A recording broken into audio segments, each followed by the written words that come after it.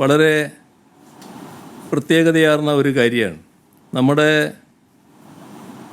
നിയമസഭ നല്ല രീതിയിൽ കാര്യങ്ങൾ ചർച്ച ചെയ്താണ് എല്ലാ കാര്യങ്ങളും. ഇപ്പോൾ പ്രധാനപ്പെട്ട ഒട്ടേറെ നിയമനിർമ്മാണങ്ങൾ ഈ സഭയിൽ നടത്തുകയുണ്ടായി. അതുമായി ബന്ധപ്പെട്ട് ഒരു സഹകരണവും ഇവരുടെ ഭാഗത്തുനിന്ന്, പ്രതിപക്ഷത്തിൻ്റെ ഭാഗത്തു നിന്ന് ഉണ്ടായില്ല. എല്ലാ സഭാ നടപടികളും അലങ്കോലപ്പെടുത്തുന്ന നിലപാടാണ് ഉണ്ടായത്. ഞാൻ നേരത്തെ പറഞ്ഞതാണ്, അതുകൊണ്ട് ഞാനത് വിശദമായിട്ട് പറയാൻ പോകുന്നില്ല. സഭാ നടപടികൾ അലങ്കോലപ്പെടുത്തുക എന്ന് പറയുന്നത് എപ്പോഴാണ്? സഭാ നടപടികളിൽ പ്രതിപക്ഷം ആവശ്യപ്പെടുന്നൊരു കാര്യത്തിൽ ഭരണ വിഭാഗത്തിൽ നിന്ന് സഹകരണമില്ലാതിരിക്കുമ്പോഴാണ്. അതായത് ഒരു ചോദ്യം വരുന്നു, മറുപടി പറയുന്നില്ല, അടിയന്തര പ്രമേയം ഉന്നയിക്കുന്നു, അത് സമ്മതിക്കുന്നില്ല, ചർച്ച ചെയ്യാൻ സമ്മതിക്കുന്നില്ല, ഒരു കാര്യം ചോദിച്ചാൽ മറുപടിയില്ല. അങ്ങനെയൊക്കെ വരുമ്പോഴാണ് സഭയിൽ ബഹളമുണ്ടാവുക. ഇവിടെ ഞങ്ങൾ മറുപടി പറയാൻ സന്നദ്ധല്ലേ? ഏത് പ്രശ്നം വന്നാലും മറുപടി പറയാൻ സന്നദ്ധമാണല്ലോ. നിയമസഭയിൽ ചർച്ച ചെയ്ത അടിയന്തര പ്രമേയങ്ങൾ നോക്കൂ നിങ്ങൾ. അടിയന്തര പ്രമേയം ഉന്നയിക്കുന്നു, നമുക്ക് ചർച്ച ചെയ്യാമെന്ന് പറയുന്നു, ചർച്ച ചെയ്യുന്നു. ഇവിടെ ഒരു പ്രശ്നവും ഉന്നയിച്ചില്ലല്ലോ. ഒരു പ്രശ്നവും ഉന്നയിക്കാതെയാണല്ലോ കാര്യങ്ങൾ നടത്താൻ നോക്കിയത്, ബഹളം നടത്താൻ നോക്കിയത്. ഞങ്ങൾ ചോദിച്ചല്ലോ, അവിടെ തന്നെ ചോദിച്ചല്ലോ, നിങ്ങൾ എന്താണ് പ്രശ്നമെന്ന് ഉന്നയിക്കൂ, നമുക്ക് ചർച്ച ചെയ്യാലോ.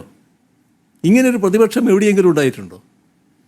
ഈ കേരളത്തിലല്ലാതെ നമ്മുടെ രാജ്യത്തോ ലോകത്തോ എവിടെയെങ്കിലും ഈ സഭയിൽ ബഹളം കാണിക്കാൻ മാത്രമായിട്ടൊരു പ്രതിപക്ഷം വരുമോ?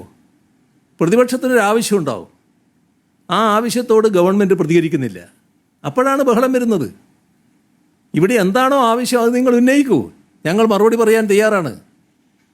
ചർച്ചയാണ് വേണ്ടതെങ്കിൽ ചർച്ച ചെയ്യാം എന്ന നിലപാട് ഞങ്ങൾ എടുക്കുകയല്ലേ.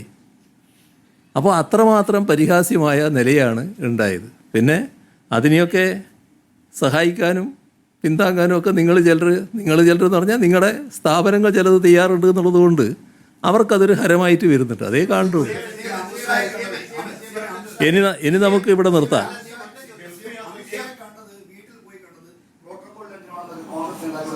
ഏത്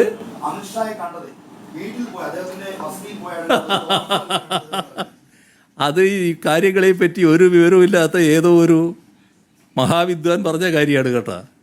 കാരണം ഈ മന്ത്രിമാരായിട്ടിരിക്കുന്നയാൾ എവിടെ ഇരുന്നാലും, അത് വീടായാലും ഓഫീസായാലും, അത് ഔദ്യോഗികമായിട്ടുള്ള കേന്ദ്രമാണ്. ഔദ്യോഗിക വസതിയോ ഔദ്യോഗികമായ ഓഫീസോ അത് സാധാരണഗതിയിൽ ആളുകളെ കാണുന്നതും സ്വീകരിക്കുന്നതുമായ സ്ഥലമാണ്. അതിനെക്കുറിച്ച് പറയാൻ തയ്യാറായി എന്നുള്ളത്, അത് നിങ്ങൾ ചോദിക്കാൻ തയ്യാറായി എന്നുള്ളത് ആശ്ചര്യകരമായൊരു കാര്യമാണ്.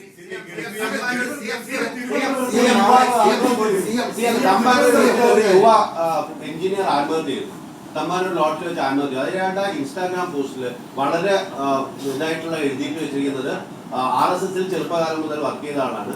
RSSൽ വെച്ച് ഞാൻ ചെറുപ്പകാലം മുതൽ ലൈംഗികമായിട്ട് പീഡിക്കപ്പെട്ടിട്ടുണ്ടെന്നും അതിൽ നടപടി എടുക്കേണ്ടതുണ്ടെന്നും ഒരു ഇൻസ്റ്റാഗ്രാം പോസ്റ്റ് എഴുതി വെച്ചിട്ടാണ് അങ്ങനെ ആത്മഹത്യ ചെയ്തത്. അതിൽ തമ്പാനൂർ പോലീസ് FIR ഇട്ടിട്ടുണ്ട്. പക്ഷേ FIRൽ അത്തരം ഡീറ്റെയിൽസുകളൊന്നും ഇല്ല. അത്തരം കേസുകൾ അതിന് ശ്രദ്ധയിൽപ്പെട്ടിട്ടുണ്ട്. ഞാൻ ആ വാർത്ത വായിച്ചിരിക്കുന്നു. അതുമായി ബന്ധപ്പെട്ട നിയമ നടപടികൾ നടക്കുന്നുണ്ടാവും. അത് ഞാൻ അന്വേഷിച്ചിട്ടില്ല. ഏതായാലും നിയമ നടപടികൾ നടക്കുന്ന ഒരു നാടാണല്ലോ നമ്മുടെ കേരളം. സ്വാഭാവികമായിട്ടുള്ള നടപടികളിലേക്ക് കടന്നിട്ടുണ്ടാവും.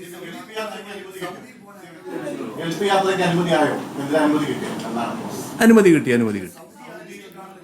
അല്ല, ഇപ്പം അനുമതി കിട്ടി, അവിടെ നിന്നാൽ മതി തൽക്കാലം. ശരി. അതെ, അതാണ് നിങ്ങൾക്കുള്ള വേറൊരു അബദ്ധം. നിങ്ങൾ ആദ്യം വാർത്ത കൊടുത്തപ്പോൾ ഇത്രാം തീയതി മുതൽ ഇത്രാം തീയതി വരെ എന്നാണ്. അതിപ്പോൾ എൻ്റെ യാത്രയുടെ അവസാന തീയതിയാണ് പറഞ്ഞത്. ഞാൻ യാത്ര ചെയ്യുന്നത് ഇവിടുന്ന് ഗൾഫിൽ പോകുക എന്ന് പറയുന്നത് നമ്മൾ ഡൽഹി പോകുന്ന ദൂരമല്ലേ യഥാർത്ഥത്തിൽ. പല ഗൾഫ് രാജ്യങ്ങളും അവിടെ പോയി വരുന്നതിന് ഡൽഹിയിൽ പോയി അത്ര സമയം ചിലപ്പോൾ വേണ്ടി വരില്ല.